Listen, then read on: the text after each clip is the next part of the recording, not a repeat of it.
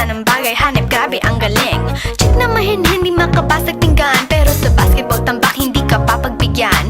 Di na niya kailangan ng gayuma para puso mo ay kanyang makuha. Di rin siya yung tipo ng babae na pantay